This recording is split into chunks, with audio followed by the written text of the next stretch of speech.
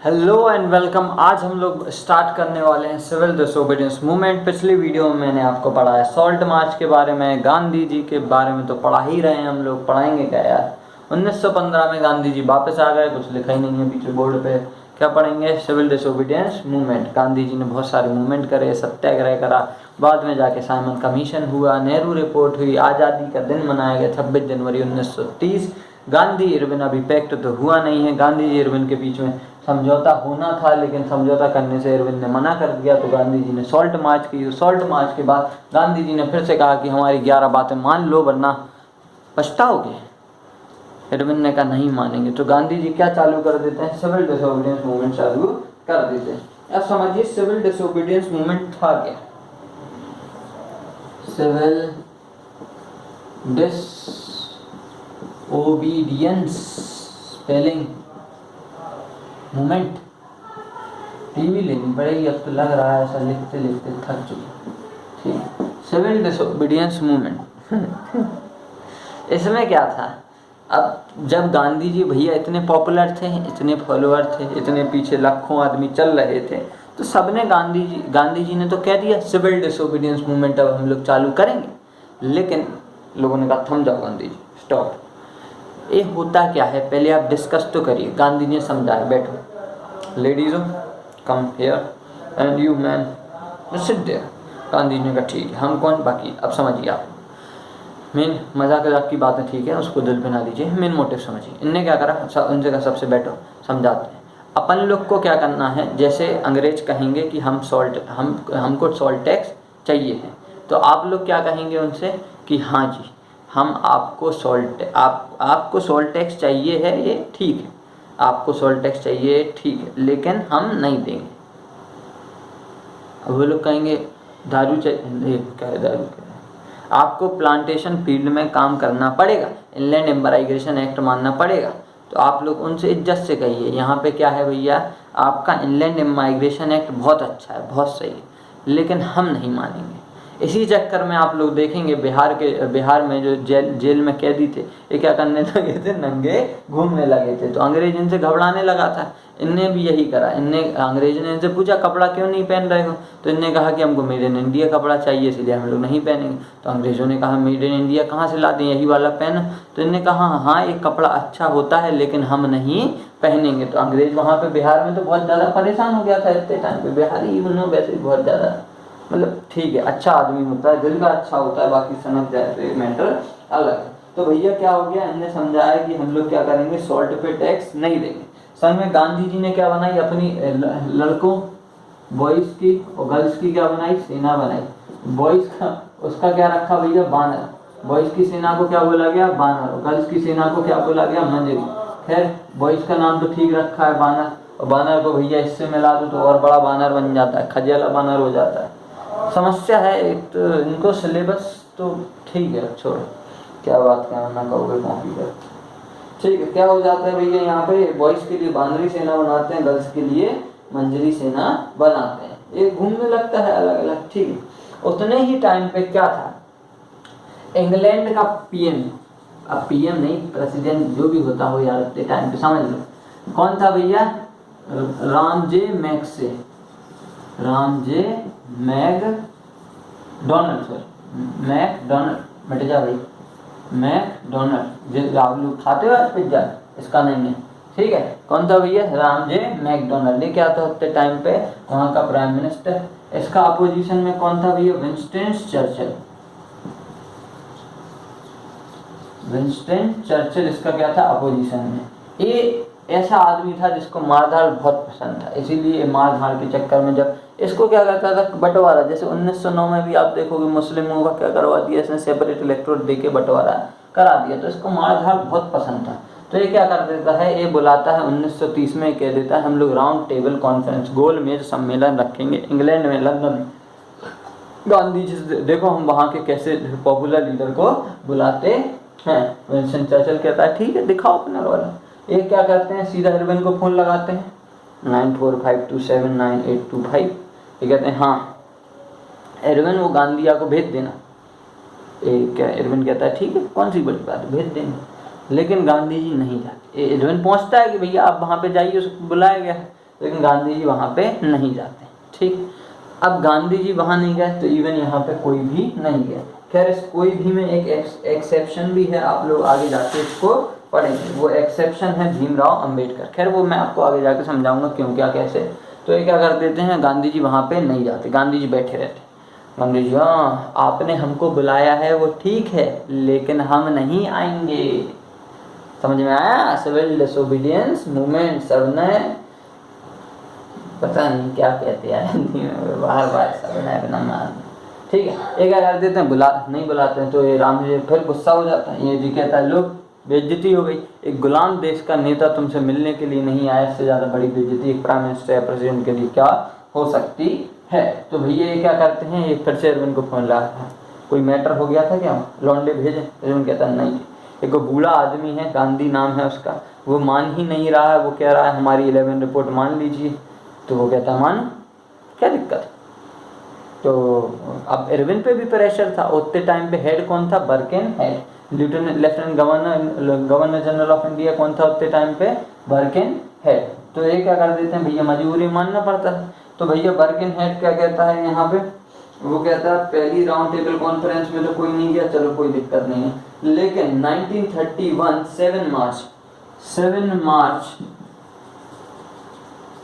1931 यहाँ पे क्या होगी, सेकेंड राउंड टेबल कॉन्फ्रेंस होगी।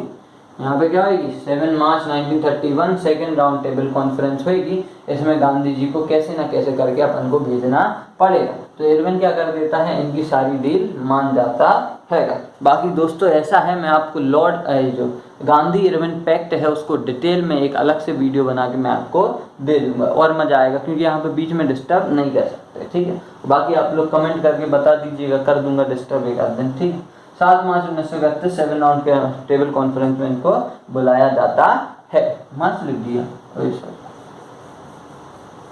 गलती से हो जाता है। 7 सितंबर 1931 इनको सेकेंड राउंड टेबल कॉन्फ्रेंस में बुलाया जाता है। गांधी जी कौन सी शिप से जाते हैं भैया, इंग्लैंड, SS राजपूताना।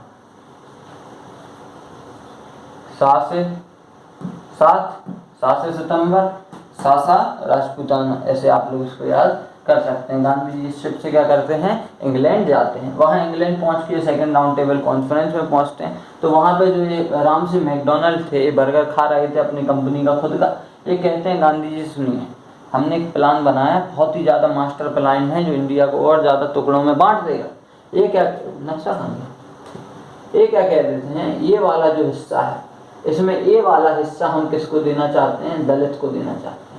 किसको देना चाहते हैं, दलित को देना चाहते हैं। हम इनको कितने कंस्टिट्यूएंसीज देना चाहते हैं, 72, मतलब 72 इलेक्टोरेट्स इनको देना चाहते हैं। गांधी जी कहते हैं यहाँ पे ये करने को बुलाया था, देश का विभाजन। वैसे ही सालों ने पाकिस्तान अलग कर दिया है पहले ही से, और ये दलितों को भी अलग करके देश का टुकड़ा। तो खुद सोचो भैया, इतना टूट गया होता तो तुमको विकलांग सा लगता अपना देश अगर उतने टाइम पे। तो आप तुम लोग जो कहते हो ना गांधी जी ने देश तोड़ दिया होता तो वहीं से डिवाइड करवा दिया होता, तोड़ दिया, पता ही नहीं है तुम लोग को। ठीक है, ये दलित हो गया, कहाँ थे, भूल हो गया तुम लोग की वजह से। ठीक, हाँ। तो गांधी जी क्या करते हैं, वहां से टेबल लेवल कुर्सी फेंकते हैं। गांधी जी रोले में, बहुत बेइज्जती हो गई आज मेरी, खत्म हो गया मेरा, खत्म हो गया।